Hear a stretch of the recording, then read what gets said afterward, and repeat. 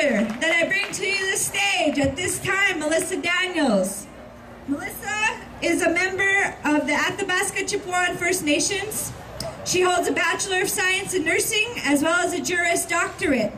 She is the in-house legal counsel and research coordinator for the ACFN and has represented her nation in its litigation against Canada, Alberta, and the tar sands industry.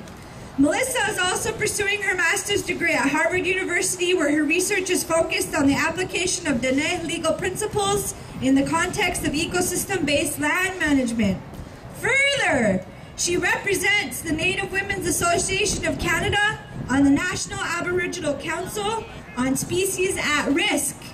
And Melissa was one of 124 leaders chosen to participate at the recent UN Climate Summit held in New York City. We're talking about a woman that's a lawyer, that's standing up and doing good things for her people. Give it up for Melissa.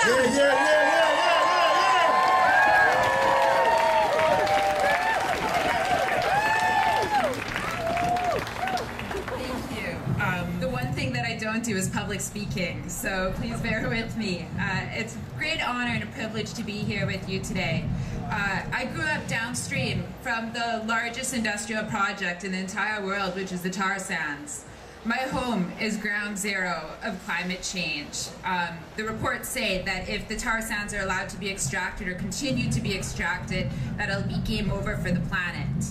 So how I got kind of caught up in all of this is that I worked downstream. I worked in my home community as a registered nurse, and I was a public health nurse and a medical doctor. First made me aware of the cancers that were happening in my community. My community has 1,200 people who live in it, and there was 5 or 6 people who had a cancer that only 1 in 100,000 people should get. That's what prompted me to go to law school, was to fight for justice, get laws that were more protective of our people. I'm Dene Sultane. That means we're the people of the land. We're intimately connected with the land. We are the land, and we cannot survive without the land. My job as a woman is as a water steward, and so that's what this fight is about for me. It is not about tar sands. It's not about pipelines. It's about water, because that's how we're connected, is by water, not pipelines.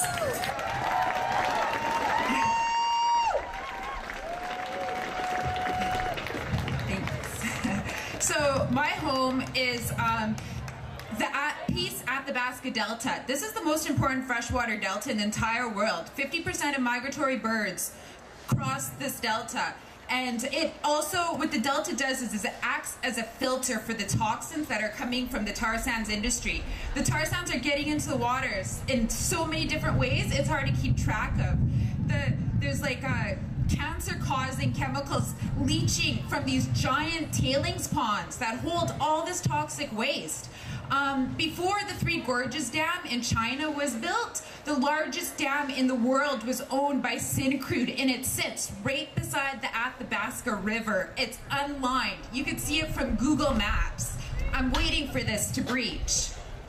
That's what we're dealing with. And when the snow melts every single year, all of the air pollution, the runoff, it's equivalent to an annual oil spill. So these are the types of things that we're trying to fight.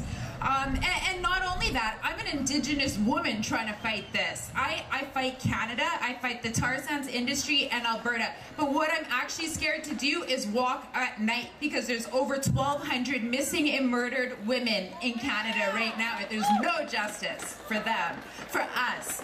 And that is something that I think that we really need to build alliances and move forward in solidarity with, because the pipelines and the extractive industries and the tar sands, this is just a symptom of a bigger problem.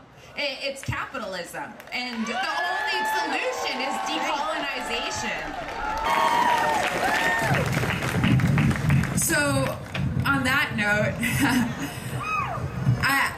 I just really like to thank you all for your support and your love and solidarity. This is amazing. I'm always in an adversarial environment fighting against people, lawyers, corporate interests, not even people, corporate interests. And so it's so beautiful to get to be a part of something where I actually feel like I'm being supported in our fight.